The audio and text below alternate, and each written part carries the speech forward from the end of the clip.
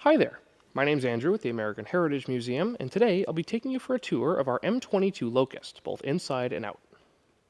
The Locust here was the result of a request made by the British War Office to the U.S. Army Ordnance Department in 1941 to produce a tank specifically for use by airborne troops.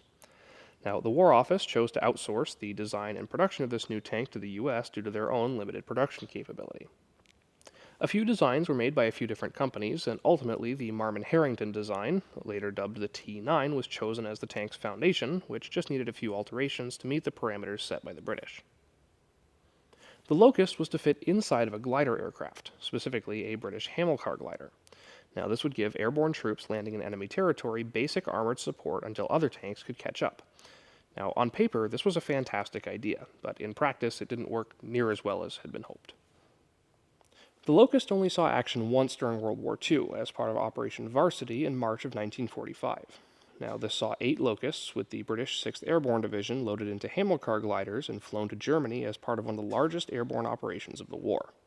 Now, during the landing phase, however, 4 of these tanks were destroyed and another 2 were damaged. Let's start off with those destroyed.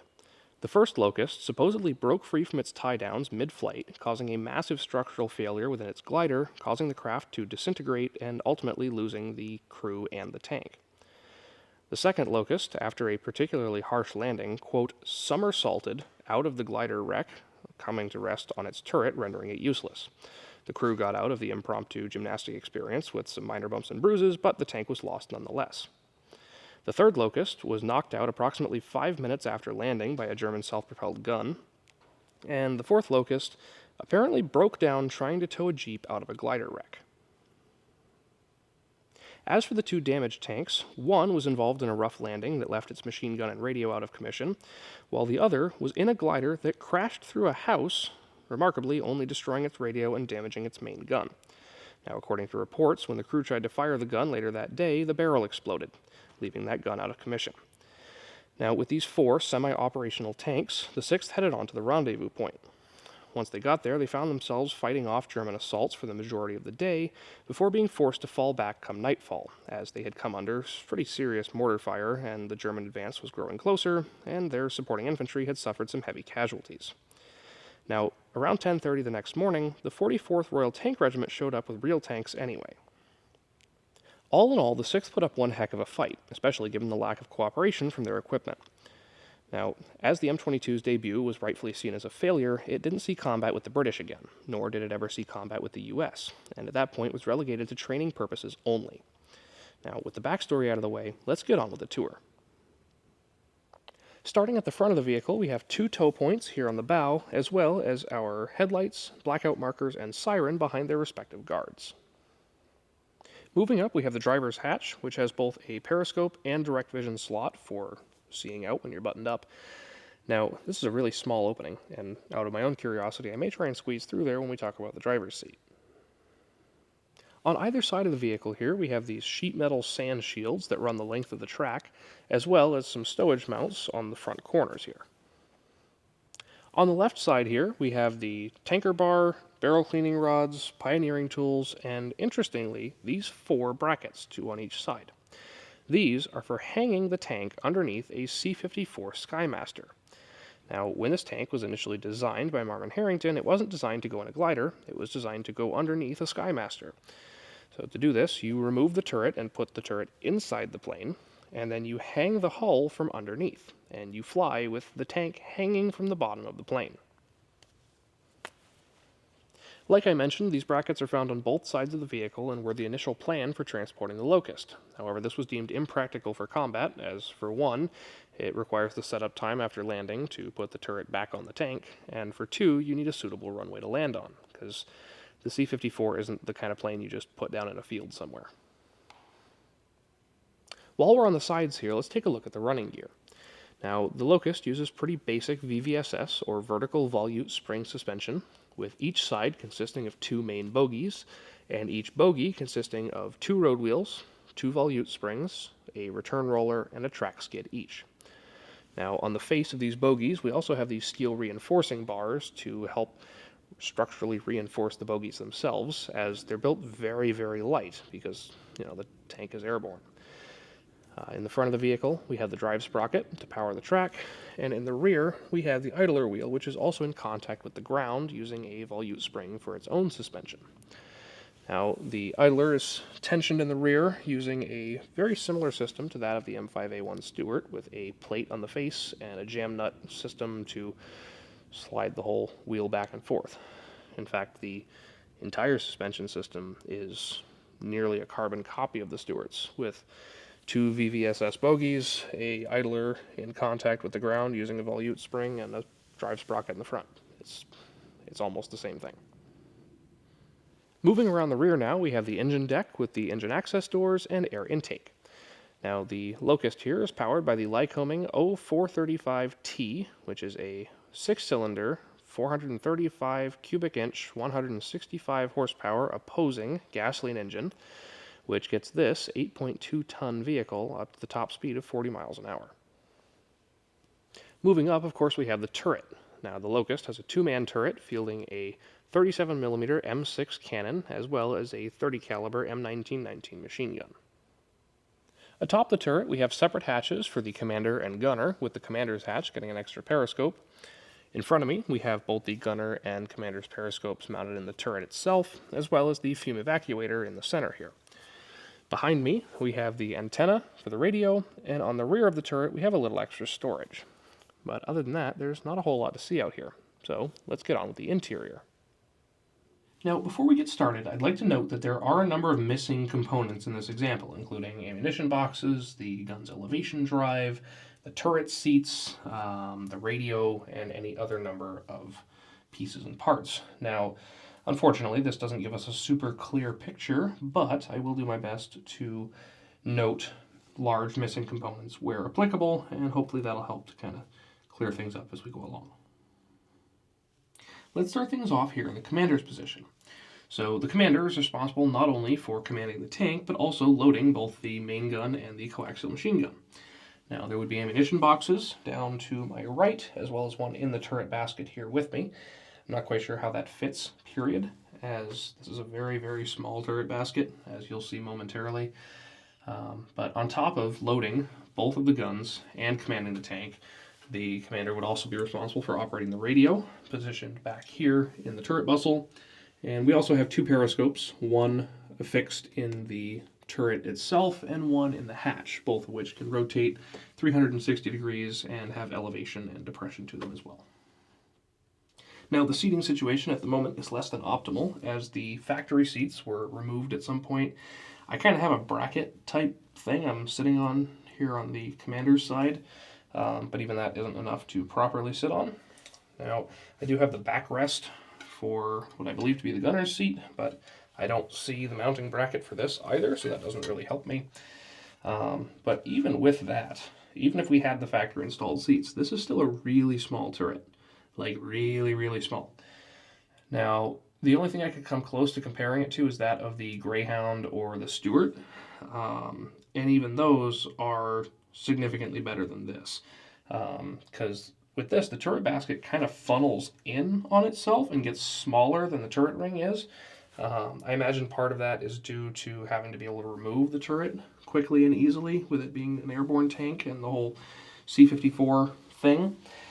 But there's just no room to move. And I don't know how you would do this with ammunition and the seats and 3 people. It's kind of nuts, actually. Moving over to the gunner's side now, we have very basic controls for the main gun and turret. Now, unfortunately, we are missing the elevation drive, like I mentioned before, but that would just sit under the gun here on the right and is effectively just a mirrored copy of the traverse control over here. Now, the thumb button on the elevation drive hand wheel would be for firing the 37mm cannon, while the thumb button on the traverse over here is for firing the coaxial machine gun. And another thing you may notice is that the telescopic sight is not present here. That is because there was no telescopic sight in the Locust. Instead, it was decided that the Locust would use a periscopic sight instead. Now, this is something we also see on interwar and early war tanks, where we have no telescopic sight, instead opted for simply a periscope. Now, this does, of course, have crosshairs within it, and uses a steel linkage system to tie in the periscope with the main gun. Now, this is a really basic, cheap system that doesn't require fancy, expensive optics for what is effectively a stopgap vehicle for the airborne, as you're really just holding out until the big tanks get there and trying to stir up some trouble. And you don't need a fancy tank to do that, you just need a tank. A couple other minor things to look at while we're up here in the turret. Over here on the gunner side, we do have the fire extinguisher pull handle. So to use this, you just turn the latch and open the door, and then you can give this handle a good hard pull to trigger the fixed fire extinguisher system in the engine compartment, in case you should have a fire back there. Down to the back left here is where the battery goes. And then over here on the right, behind the commander, we have this round disc housing, which protects an air filter. Now, other than that, there's a few hooks up around the upper section of the turret for microphones. The antenna mount is up here, and of course the radio would be mounted in the bustle back here.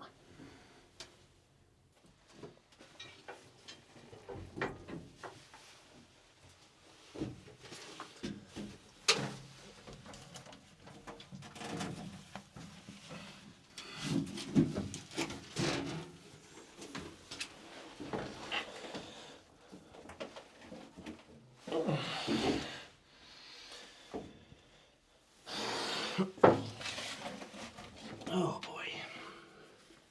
Now onto the driver's seat. Outside of being a little cramped, it's not too bad. We do have a pretty standard layout with a clutch pedal on the left, accelerator pedal on the right. Our brake tillers mounted right in front of us. These are used for steering, of course. Below the main handles, we do have these grips with the D-ring holdbacks. These are to engage or disengage the parking brake. Now, moving to the right, we have our gear selector lever to control the 4-speed gearbox. Moving up to the right, we have our main instrument panel, which both of these instrument panels are a little jumbled up. They're not in their original layout, but what we have here is a speedometer, tachometer, a fuel priming pump, various light switches, the ignition switch, engine temperature gauge, ammeter, oil pressure gauges, starter button, master power switch, siren button, the differential oil pressure gauge, the fuel level gauge, and the socket for our fire warning light. Now, as for the driver's hatch, it uses rather a neat system that I haven't actually seen before. So it has this mechanism on the right, which is used to open and close the hatch without actually having to manhandle it. So you either raise or lower this linkage arm here using the knob, and that'll either lock the hatch up in the open position or will allow it to drop down and sit in the closed position, which is just kind of neat. Now, when it is in the closed position, we can see the handle to open and close the armor block for the vision slot, and we also have the periscope, of course, mounted in the upper section. Now, the manual technically refers to this as the driver's head cover, so I don't believe this was designed for getting in and out of on a daily basis. However, in an emergency situation, the driver may need a means of escape that is not the turret hatches, if they are impeded for whatever reason, or the escape hatch in the floor, which is equally as difficult to get through. My belt is snagged. So, mostly because I'm curious, I'm going to try and evacuate out of this hatch and just see how it goes. Alright, now that I've taken off my overshirt so I have less to snag on things, I'm going to close up the hatch and see how quickly I can bail out through the front hatch after having been buttoned up. So, we'll go ahead and close the hatch.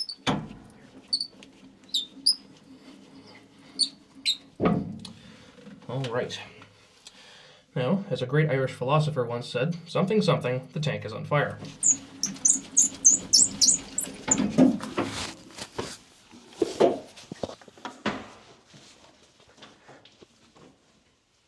My belt is snagged.